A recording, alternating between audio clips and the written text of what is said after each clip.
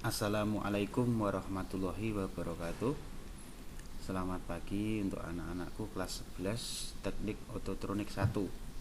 Hari ini kita akan belajar materi tentang prosedur teknik pemeriksaan komponen engine. Nah, sebelum kita lanjut, saya akan menunjukkan video yang berkaitan dengan materi ini. Mari kita simak bersama.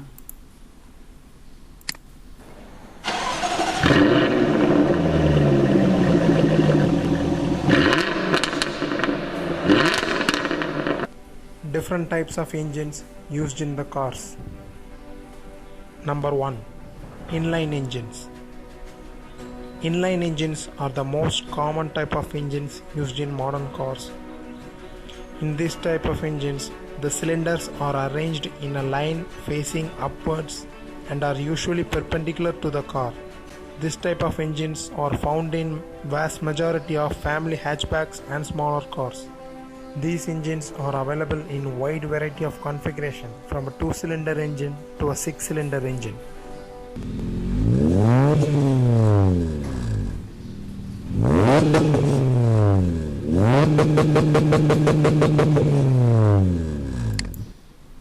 Nah, ini tadi adalah ilustrasi dari tipe jenis engine yang digunakan pada kendaraan.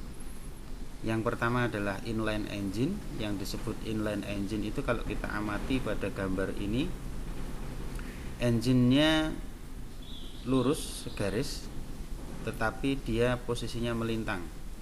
Pada gambar ini ditunjukkan engine merek motor Honda. Dia posisinya di depan, berpenggerak roda depan, kemudian melintang arah kendaraan. Kalau bagian kendaraan yang depannya sini, arahnya ke sini, posisinya dia melintang atau tidak searah dengan kendaraan. Itu yang disebut inline engine. Biasanya itu juga ada yang minimal 3 silinder umumnya. 3 silinder, mungkin juga ada yang 2 silinder, tetapi itu jarang sekali. Biasanya yang umum 4 silinder, yang 3 silinder sejenis Xenia itu yang lama, yang 1000 cc 3 silinder, dan rata-rata 4 silinder, tapi juga ada yang 6 silinder. Nah, ini yang disebut inline engine. Yang kedua, nanti yang disebut straight engine atau yang engine yang lurus segaris dengan kendaraan. Number 2 in the list is straight engine. Straight engine is basically the same as an inline engine, but the cylinders are positioned in parallel with the car from front to back as opposed to across the engine bay. This layout of engine is mostly used in premium cars, usually in rear-wheel drive cars. These engines are present in wide variety of configuration, from a 4-cylinder to 6 cylinders.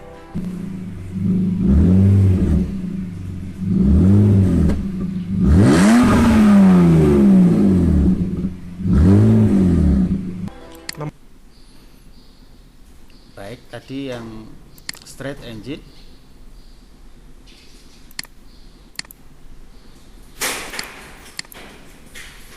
Seperti ini gambarnya. Straight engine mirip dengan inline engine tadi. Dia satu sumbu, arahnya dengan arah kendaraan. Jadi kalau kendaraan yang depan bagian sini, engine-nya itu lurus seperti segaris dengan arah kendaraan. Umumnya straight engine itu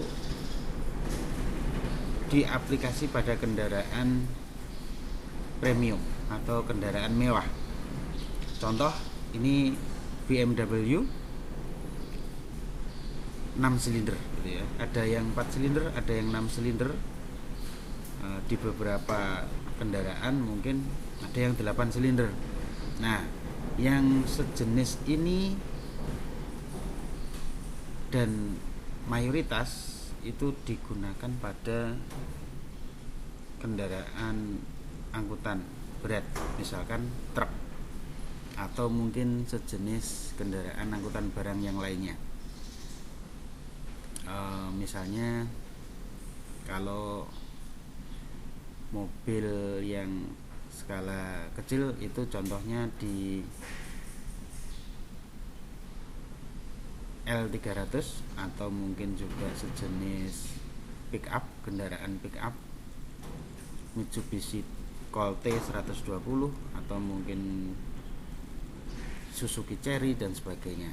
Intinya dia bentuknya mirip dengan inline tetapi arahnya dia sejajar atau membujur dengan arah kendaraan, tidak melintang.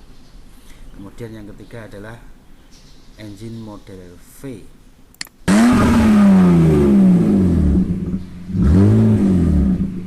Number third in the list is V engine. The V type of engine got their name viewing the engine from the front. The cylinders are arranged in a V shape. Each bank of cylinders faces outwards and drives a common crankshaft at the base of the V. This style is generally reserved for premium and performance cars because due to its layout you could squeeze a higher displacement engine with more cylinders into a smaller space. There are wide variety of configuration of V engines from 6-cylinder to 12-cylinder engines. Nah, ini adalah V engine. Contohnya ini pada Lamborghini. Bentuknya hampir sama dengan straight engine tetapi modelnya V. Dia berkonfigurasi silindernya bentuknya V seperti huruf V. Biasanya 6 silinder minimal, ada yang 8 silinder, bahkan ada yang 12 silinder. Nah, itu konfigurasinya bentuknya V sehingga disebut V engine. Aplikasi kendaraan seperti ini rata-rata kendaraan mewah. Kalaupun di versi mobil Jepang diantaranya misalkan adalah Mitsubishi Galan gitu ya, Galan yang 2400 cc yang besar itu ada yang V6. Kemudian di beberapa kendaraan yang versi premium, kalau di Eropa Lamborghini, Ferrari, sejenisnya itu, Bugatti dan lain-lain. Seperti itu yang V engine. Kemudian nanti ada juga yang W engine atau W.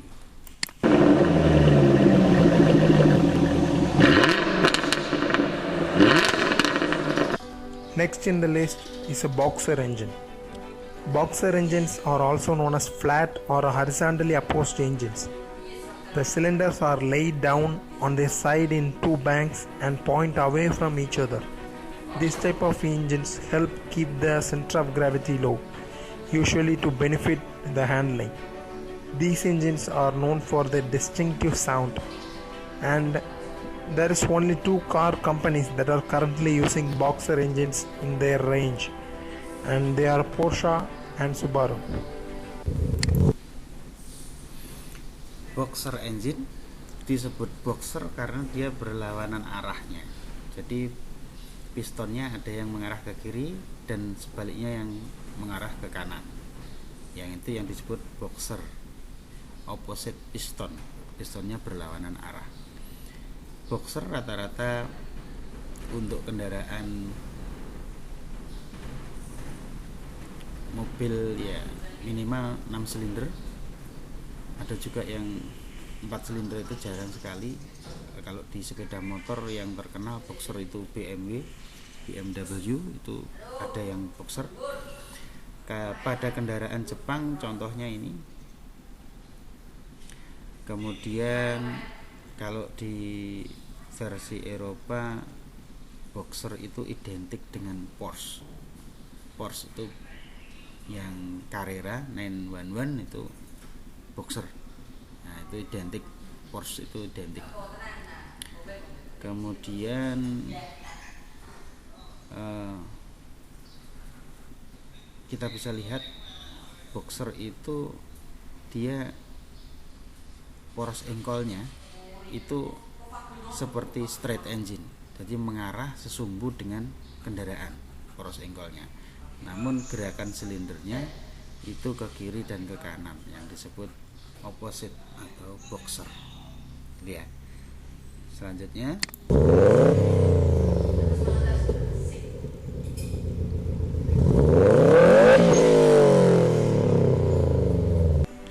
the next in the list is VR engine.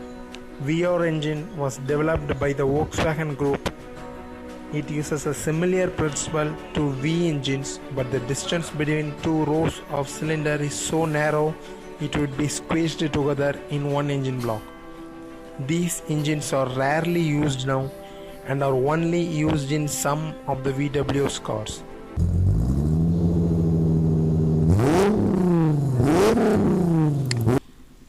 Nah, kemudian VR engine. VR engine ini dia memiliki konfigurasi V, tetapi dia dalam satu blok silinder. Jadi dalam satu blok silinder dia konfigurasinya V, tetapi sudutnya tidak terlalu lebar dan pistonnya itu selang-seling gitu ya, tidak lurus tapi dia selang-seling sehingga lebih ringkas. Ini yang contoh VR engine seperti ini. Ini konfigurasi poros engkolnya sama dengan inline karena dia tidak sesumbu dengan arah kendaraan. Kendaraannya arah depannya sini, tapi poros engkolnya melintang, inline. Jadi yang disebut inline melintang. Nah, ini juga ada yang V. Kalau ini 6 silinder ya. Ini terlihat dari kabel businya 1, 2, 3, 4, 5, 6. 4, 5, 6. Seperti ini VR engine. Di Indonesia mungkin langka mobil seperti ini jarang sekali. Tetapi ada, saya yakin di Indonesia ada. Tetapi ini jarang sekali. Selanjutnya the next on the list is W engine. W engine is basically a two VR engines which are joined together at their base to form a W configuration.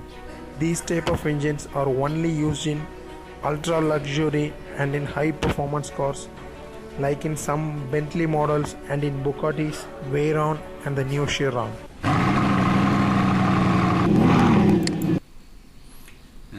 W engine atau W engine konfigurasinya sebetulnya tidak betul-betul seperti huruf W, tetapi dia kombinasi perpaduan antara VR engine yang dibentuk menjadi V lagi, jadi double V seperti double VR engine ada dua, bentuknya V. Nah, itu dinamakan W atau W, model W.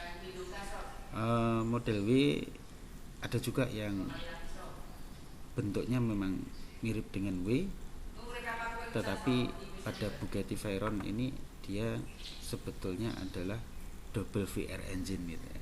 Tapi istilahnya disebut W atau W engine. Oke, kita lanjut.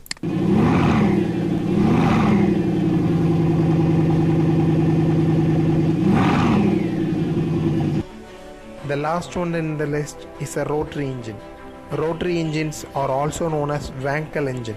These type of engines has no pistons, but they have rotors instead. These engines are small, compact, and has a curved oblong inner shape. Its rotor turns in one direction only, but it completes all 4 strokes of Otto cycle. These types of engines are limited by their inherent restrictions on breathing capacity and also due to stricter emission norms, as these engines are known to consume oil.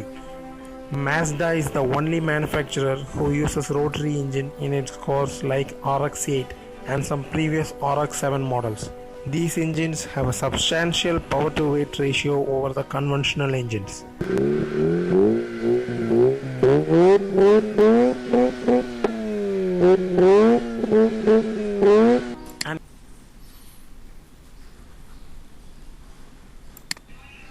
Nah, yang terakhir atau ini banyak sekali sebetulnya jenis tipe engine, tetapi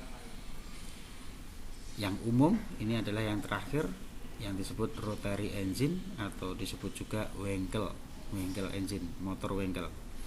Satu-satunya kendaraan yang menggunakan rotary engine hanya pabrikan Jepang, Mazda RX-7. Nah, itu yang menggunakan Wankel.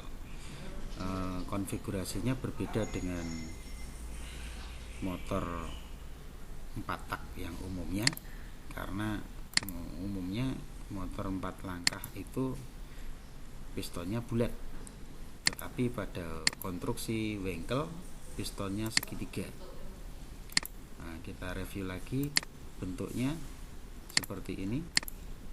Jadi mesinnya kecil, engine-nya itu kecil, kompleks, ringkas, karena pistonnya tidak berjajar seperti engine yang umum yang kita lihat, karena dia memiliki satu piston yang berbentuk segitiga, dan ini juga bisa menjadi 2 ruang 1, ruang 2. Jadi ini seperti 2 silinder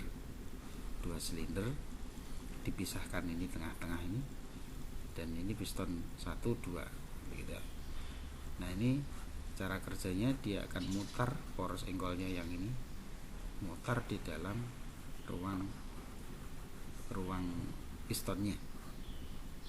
Nah, kita lihat. Instead, these engines are small, compact, and has a Pada saat langkah hisap, ada lubang hisap di sini yang menghisap udara dari luar, kemudian ada bahan bakar yang dikaputkan, baik itu sistem karburator maupun sistem injeksi. Biasanya pengabutannya kan di intake manifold, tidak langsung di ruang bakar. Nah, kemudian bahan bakar itu masuk dengan udara ke ruang bakar, ini ruang bakarnya. Selanjutnya piston akan berputar menggerakkan gas yang dihisap tadi menuju langkah kompresi. curved oblong inner shape. Its rotor turns in one direction only, but it completes all four. Kembali lagi, saya undurkan lagi.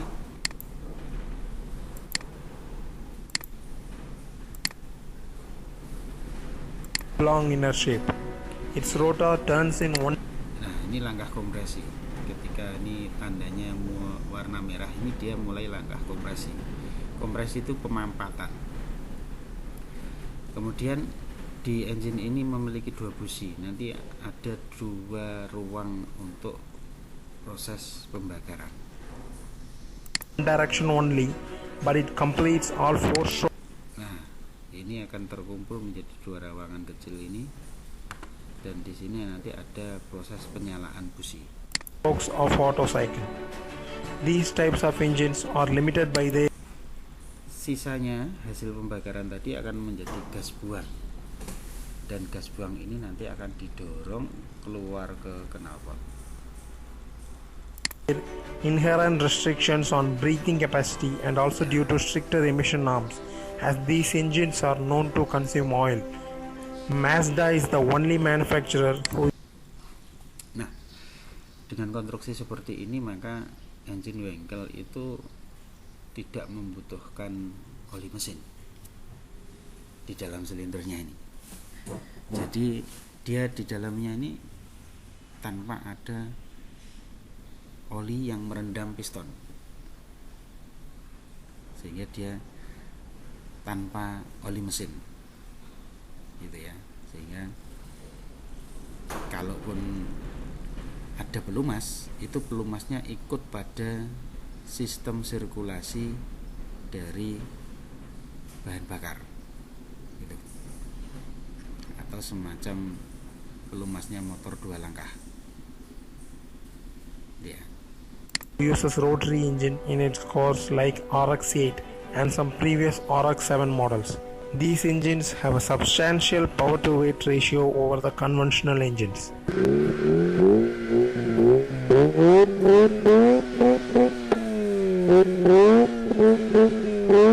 And that's it guys for this video. I hope you guys found it interesting, and tell me in the comment below which is your favorite type of engines, and I will see in the baik, terima kasih. Itu tadi permulaan video kita untuk belajar tentang materi, prosedur dan teknik pemeriksaan komponen engine. Jadi sebelumnya saya menunjukkan video itu bahwa komponen engine itu kompleks dan banyak jenisnya, sehingga konteksnya kita harus memilih salah satu supaya tidak bingung, supaya tidak rancu. Oke, kita secara umum kebanyakan mayoritas engine itu menggunakan piston yang bulat atau yang disebut engine 4 langkah dan 2 langkah. Dan khusus untuk mobil 2 langkah itu sangat langka sekali, walaupun ada tetapi sekarang sudah sangat jarang, dan mungkin sudah tidak ada produksi baru engine 2 langkah untuk mobil. Kalau dahulu itu pernah ada namanya mobil Daihatsu, mereknya namanya kalau tidak salah Daihatsu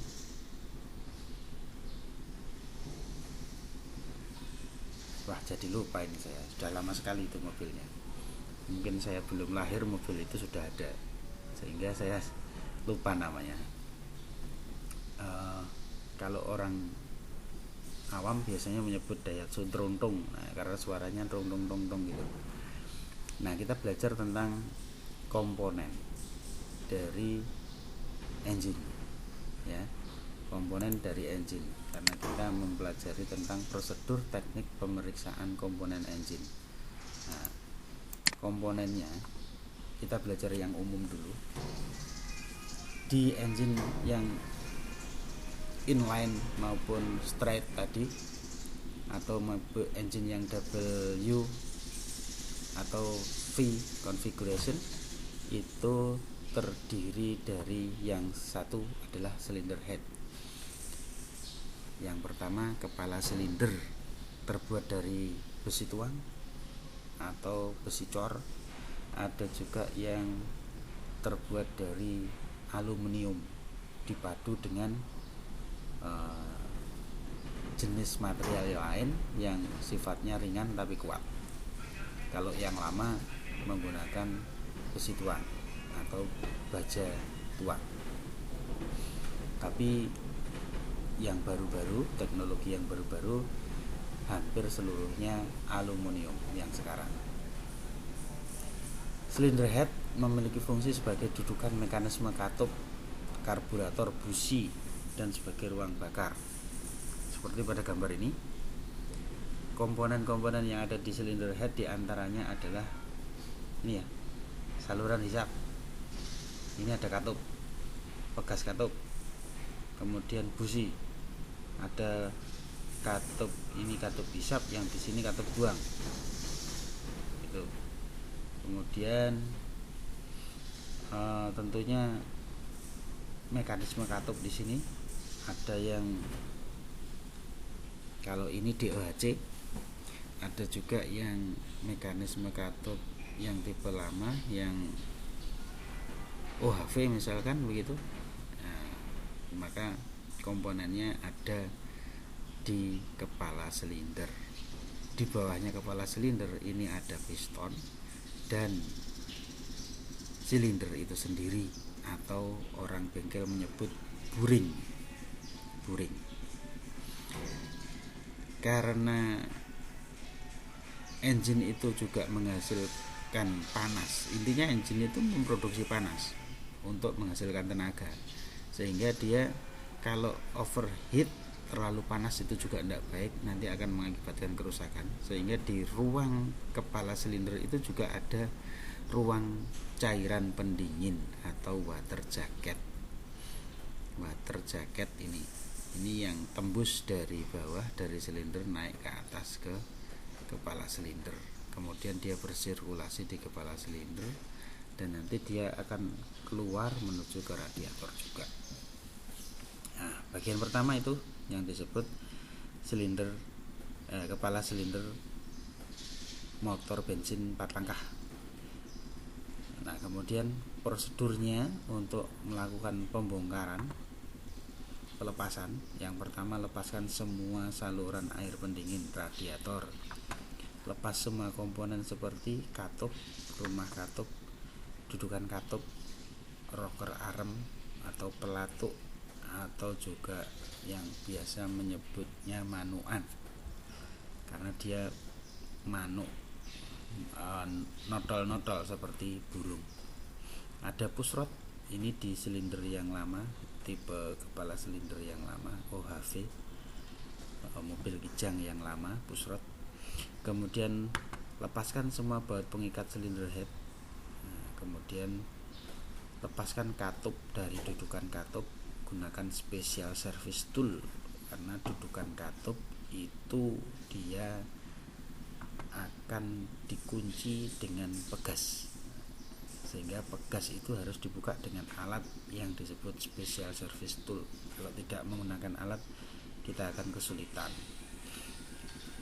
Kemudian lakukan pembersihan kerak pada ruang bakar dan semua komponen mekanisme katup sebelum melakukan pemeriksaan agar pemeriksaan lebih presisi. Jadi sebelum dilakukan pemeriksaan, diukur, itu dibersihkan dulu ruang bakarnya, terus bagian ruang mekanisme katupnya supaya bebas dari kotoran dan oli. Pemeriksaan kepala silinder diantaranya adalah kerataan intake manifold. Jadi kalau intake manifoldnya tidak rata nanti bisa mengakibatkan bocor gas buangnya. Kedua, periksa kerataan permukaan silinder head. Itu permukaannya tidak boleh ada yang melengkung atau retak dan sebagainya. Kalau melengkung nanti bisa bocor kompresi, mengakibatkan kebocoran cairan pendingin, dan cairan pendingin bisa mengkontaminasi engine oil atau oli mesin yang dapat merusak kualitas dari oli dan sekaligus nanti bisa mengakibatkan kegagalan pelumasan. Periksa kerataan permukaan katup. Jadi katup itu juga harus dicek kerataannya. Nanti kalau dia tidak rata, kompresinya bocor karena katupnya tidak menutup. Termasuk kebengkokan. Kalau dia bengkok, yang jelas dia tidak menutup sempurna dan itu mengakibatkan kebocoran kompresi. Pemasangan. Bila permukaan tidak rata, lakukan perataan permukaan menyesuaikan batas yang tersedia pada bagian sisi silinder head. Jadi kalau silinder head itu mungkin ada yang retak atau mungkin ada yang melengkung atau permukaannya agak tidak rata, ada yang terkikis begitu, itu bisa dilakukan perbaikan. Kalau retak mungkin bisa dilas ulang, namanya las babet, atau mungkin juga dilakukan proses yang biasa disebut freeze atau meratakan permukaan. Tapi di bengkel umumnya orang menyebutnya itu adalah scrub. Jadi kepala silindernya di scrub. Nah, walaupun alat yang digunakan bukan mesin scrub tapi mesin freeze yang benar. Prosesnya freezing bukan scrub, tapi umumnya orang menyebut scrub. Yang kedua adalah silinder block atau blok silinder. Fungsinya sebagai dudukan komponen mesin yang terdapat water jacket untuk tempat air pendingin. Jadi silinder ini memiliki dua jenis, ada tipe kering dan tipe basah. Artinya adalah kalau dia tipe kering itu dia langsung nempel pada blok silinder. Tetapi kalau dia tipe basa, itu di lingkungan liner itu dia akan terdapat cairan pendingin, sehingga dia tidak rapat dengan blok silinder, tetapi dia bisa mudah dilepas karena di sini ada simnya, ada o-ring karetnya, dan ini dia bisa masuk dengan mudah, tidak seret. Kalau yang tipe kering ini harus rapat, jadi memasukkannya harus dengan alat dipres. Sama juga dengan melepasnya harus menggunakan alat, tidak bisa dilepas dengan mudah gitu. Itu yang tipe kering. Kemudian langkah-langkah melepasnya, ya tentunya kalau semua saluran pendingin radiator sudah dilepas tadi, kemudian kepala silinder sudah dilepas, baru kita bisa melepas semua engine mounting.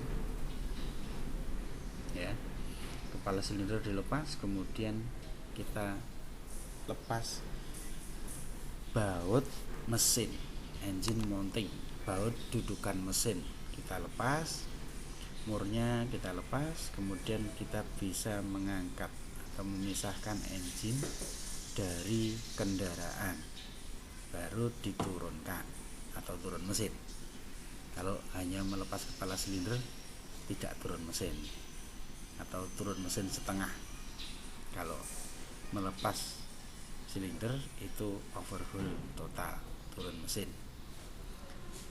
Nah, di dalam silinder terdapat komponen poros engkol, pompa oli dan sebagainya, termasuk sensor knocking. Kemudian lepaskan batang piston dari poros engkol, tentunya di situ dibaut, buka bautnya semuanya, kemudian bisa dilepas, dipisah antara batang pistonnya dengan poros engkol. Kemudian setelah semua terlepas, bersihkan komponen dengan solvent atau glass bead. Nah, dibersihkan dengan cairan pembersih khusus yang untuk membuat permukaan dari dinding silinder itu mengkilat seperti kaca. Pemeriksaan kondisi permukaan silinder blok, diameter silinder blok, ketirusan, keovalan. Nah, ini penting. Ketika engine itu overhaul, turun mesin, maka yang diperiksa pada umumnya adalah kondisi permukaannya, apakah dia ada yang retak, aus dan sebagainya. Kemudian diameter silindernya, diameternya itu masih standar atau sudah diperbesar. Diperbesarnya berapa, oversize-nya 025, 050, 075 atau 100 begitu. Dicek ketirusannya, bentuknya diameter silinder itu mungkin tidak betul-betul bulat, tetapi dia bisa tirus karena keausan. Nah, ketirusannya berapa, masih toleransi atau melebihi batas toleransi. Kalau melebihi batas toleransi harus dibentuk ulang diameter silindernya, atau yang disebut di oversize atau di quarter. Keovalan itu juga ada batasnya, sehingga kalau dinding silinder itu oval nanti juga mengakibatkan kebocoran kompresi. Lakukan oversize jika pada silinder blok tidak sesuai dengan standar. Nah, kemudian pemasangan lakukan sesuai dengan arah kebalikan pembongkaran. Kalau masang, kebalikan dari bongkar. Yang ketiga, piston atau yang disebut seker, bahasanya orang bengkel umumnya seker. Piston itu jadi bahasa asing. Kalau bahasa Indonesia yang benar namanya torak. Jadi torak ini sangat jarang orang yang memakai istilah ini, karena orang Indonesia lebih seneng ikut mbahnya dulu diperkenalkan komponen ini oleh Belanda, oleh penjajah Belanda. Dalam bahasa Belanda piston itu Schweker. Orang Jawa menyebut seker. Nah, itu bukan sekermania. Ya, inilah bahannya bisa jadi dari aluminium yang umum sekarang, tetapi beberapa jenis itu yang terbuat dari baja. Ada juga yang terbuat dari aluminium yang sangat padat, aluminium yang dikompresi, ditekan, forged piston itu namanya, aluminium yang proses produksinya ditekan, dipres. Bagian-bagiannya adalah di permukaan piston itu umumnya ada yang memiliki coakan, ada yang tidak. Itu untuk menyesuaikan dari katup, waktu membuka katup. Jangan sampai ketika langkah hisap atau langkah buang, katup nanti akan bersinggungan dengan piston. Nanti kalau bersinggungan dengan piston, katup bisa bengkok. Sehingga beberapa katup ada yang dibentuk coakan menyesuaikan dengan travel dari katup atau langkah ketika katup membuka supaya tidak benturan. Dan juga ada juga untuk engine diesel ini ada yang disebut kamar pusar, itu sebagai ruang bakarnya pada engine diesel, ada yang berada di piston.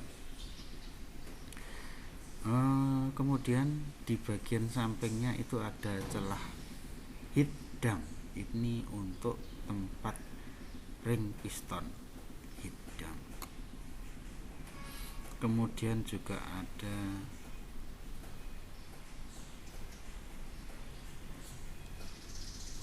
lubang saluran oli, lubang saluran pelumas, karena komponen ini menerima panas langsung pada saat proses pembakaran.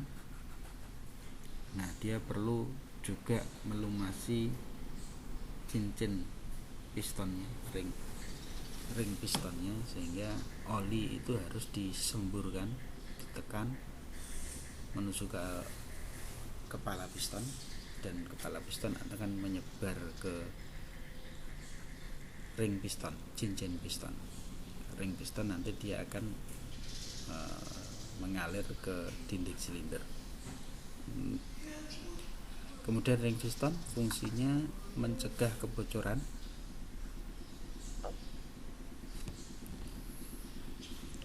Kebocoran ini bisa kebocoran kompresi dan usaha, setelah langkah kompresi, langkah usaha. Kemudian juga mencegah kebocoran dari oli yang melumasi piston. Kalau olinya bocor ke ruang bakar, nanti ikut terbakar dan bisa habis oli mesinnya. Kemudian fungsi yang lain memindahkan panas dari piston ke dinding silinder. Jadi panasnya piston itu akan diserap oleh ring piston. Ring piston itu akan menyalurkan ke dinding silinder karena dia bergesekan terus dengan dinding silinder. Cara melepas dengan alat yang digunakan untuk melepas, atau juga kadang bisa digunakan tangan kosong kalau bagi mekanik yang sudah mahir atau sudah profesional itu tanpa menggunakan alat. Kemudian pemeriksaannya adalah kondisi permukaannya, apakah ada yang retak, kotor dan sebagainya. Kalau retak itu ya ganti aja, kalau kotor bisa dibersihkan.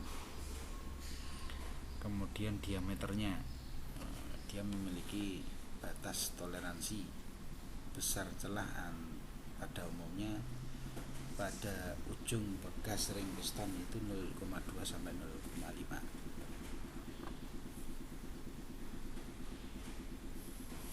Kalau melebihi 0,5 maka nanti ring piston itu akan bisa mudah patah, atau kalau tidak begitu tidak bisa menyapu oli dengan sempurna, tidak bisa membersihkan dengan sempurna, atau juga berpengaruh ke semakin kecil ukuran dia akan semakin mudah muai ngembang panas, karena kena panas dia bisa mudah muai ngembang dan bisa mengakibatkan meleleh. Nah, inilah yang disebut ring and gap. Ketika ring piston ini disandingkan atau dimasukkan ke dalam dinding silindernya, ini harus ada celah yang disebut ring end. Celah ring end, gap itu jarak. Kemudian pemasangan seperti kebalikan dari pembongkaran. Yang kelima, batang piston. Batang piston connecting rod itu biasa disebut orang bengkel stang shaker. Stang shaker bahasanya batang piston. Ini bahasa terapan. Kalau bahasa Indonesia yang benar namanya adalah batang torak, bukan batang piston. Piston ini serapan dari bahasa Inggris. Bahasa Indonesianya torak, batang torak yang benar. Kemudian meneruskan tenaga yang dihasilkan oleh piston ke poros engkol, itu batang piston. Pada bagian small end batang piston itu dia akan dihubungkan dengan piston melalui pena atau pin piston. Pada bagian big end atau bagian yang besar itu dia dihubungkan dengan poros engkol. Umumnya pada mobil poros engkolnya di baut. Connecting rod juga terdapat oil hole atau lubang oli yang digunakan untuk mengalirkan pelumas ke kepala piston. Secara umum bentuknya seperti ini. Hampir di seluruh kendaraan modelnya seperti ini, walaupun ukurannya tidak persis, diameternya, besarnya, panjangnya, dan lain-lain. Pemeriksaan diperiksa kebengkokannya, jarang sekali tetapi banyak kasus. Jarang tapi banyak, maksudnya pemeriksaan itu diantaranya adalah memeriksa kebengkokan dan besarnya puntiran untuk disesuaikan dengan standar. Bisa jadi batang piston itu dia bengkok, bisa jadi dia muntir karena beban yang terlalu tinggi. Yang keenam adalah poros knock atau poros cam atau poros hubungan. Nah, itu yang disebut poros knock, berfungsi menggerakkan mekanisme katup. Pompa bahan bakar dan distributor. Ini pada kendaraan yang lama. Itu poros knock. Ada yang posisinya di kepala silinder, ada yang posisinya di dalam silinder poros knock. Kalau yang di kepala silinder itu bisa SOHC atau DOHC. Kalau yang di silinder namanya adalah OHV, overhead valve, tetapi camnya dia berada di bawah. Melepasnya, lepaskan semua komponen, baut pengikat, bersihkan poros knock, dan lakukan pemeriksaan. Pemeriksaan diantaranya adalah keausan pada permukaan loop, kemudian ukuran besarnya, tinggi angkat,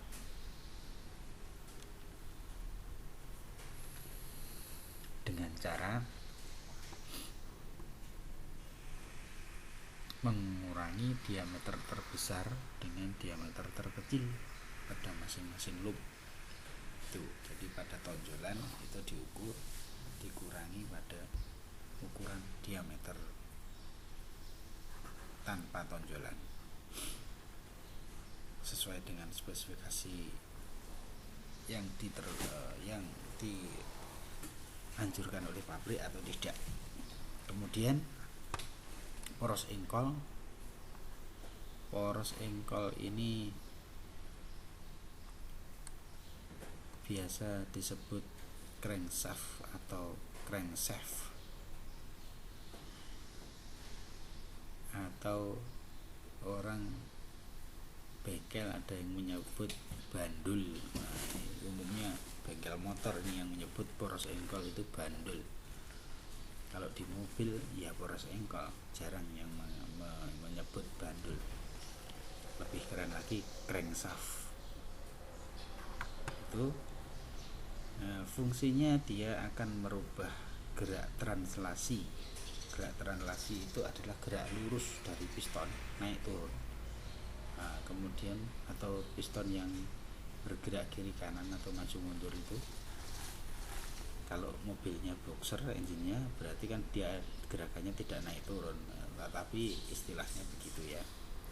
Kemudian dari gerak lurus itu dirubah menjadi putar, gerakan putar oleh poros engkol. Nah, gerakan lurus translasi menjadi gerakan memutar, itu adalah fungsi dari poros engkol.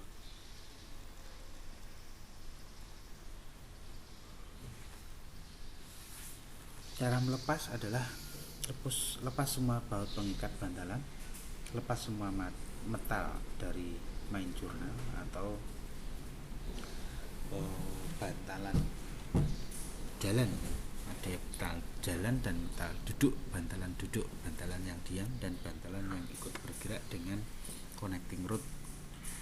Bersihkan semua komponen, periksa kondisi permukaan main jurnal. Mungkin ada yang aus, retak, dan lain-lain. Lakukan pemeriksaan dengan permukaan, lakukan pengukuran besarnya, diameternya main jurnal. Bila besarnya diameter permukaan melebihi batas spesifikasi, bisa juga poros engkol itu dilakukan undersize, dikurangi diameternya, dikecilkan. Itu nanti dampaknya poros engkol itu kalau sudah dikecilkan nanti pada metal duduk, metal jalannya itu oversize. Kalau porosnya undersize, dikecilkan, maka bantalannya, pengganjalnya itu menjadi ukuran oversize. Nah, wujudnya seperti ini gambarnya. Ini poros engkol, di sini ada metal bulan. Kalau orang bengkel menyebut metal bulan karena bentuknya melingkar setengah lingkaran seperti bulan sabit. Main bearing jurnal. Jadi ada bantalan utama atau ini dia yang tidak ikut bergerak, metal duduk, bahasa bengkelnya metal duduk. Kemudian ada balance weight, itu adalah penyeimbang, beban penyeimbang. Jadi kalau tidak seimbang nanti kendaraan itu, engine itu mungkin tidak bisa bekerja karena tekanan kompresi tinggi. Kalau daya putar, momen putar itu tidak disimpan oleh balance switch, nanti kompresi tidak mampu karena dia bisa turun lagi, balik lagi pistonnya. Nah, karena ada balance switch ini maka dia bisa memiliki dorongan untuk piston sampai bisa mencapai TMA, baru kemudian mundur gitu. Kemudian terdapat main bearing utama di poros engkol atau metal duduk.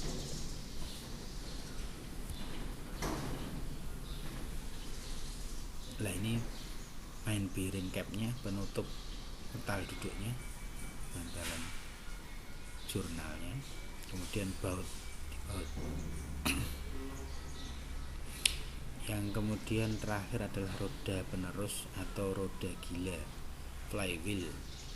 Nah, itu terbuat dari baja dan di situ ada gigi-gigi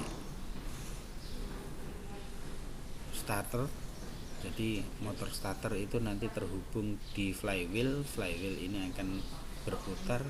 Karena dia dibaut dengan poros engkol, tentunya dia akan memutar poros engkol supaya piston bisa bergerak ikut naik turun dan melakukan tugasnya, langkah hisap, kompresi, kerja buang, dan engine akan menjadi running, jalan.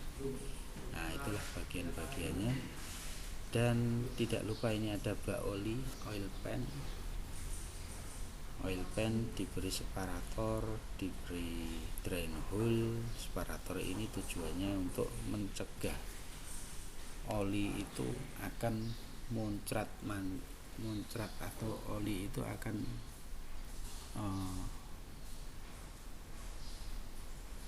bergerak tidak karuan ketika kendaraan itu kan dinamis. Kendaraan berjalan itu kan jalannya tidak selalu rata, kadang juga miring. Nah, oil pan ini kalau tidak ada separatornya nanti olinya akan bergerak ke sana kemari sehingga tidak mengumpul. Nah, supaya tidak terlalu mempengaruhi tidak terlalu terpengaruh gerakan kendaraan, gerakan mobil, maka dikasih oil pan. Kalau dia bergeser, goyang gitu, oilnya tidak terlalu nyiprat kemana-mana. Itu fungsi dari oil pan. Nah, itulah komponen-komponen dari engine secara umum. Dan kalau ada pertanyaan boleh disampaikan di forum ini atau di tugas, silahkan, nanti bisa saya tanggapi atau kita bisa sharing di grup WA dan sebagainya. Selamat belajar, semoga kalian bisa tetap semangat. Walaupun di masa pandemi seperti ini, kita harus tetap bisa belajar sebagai siswa SMA.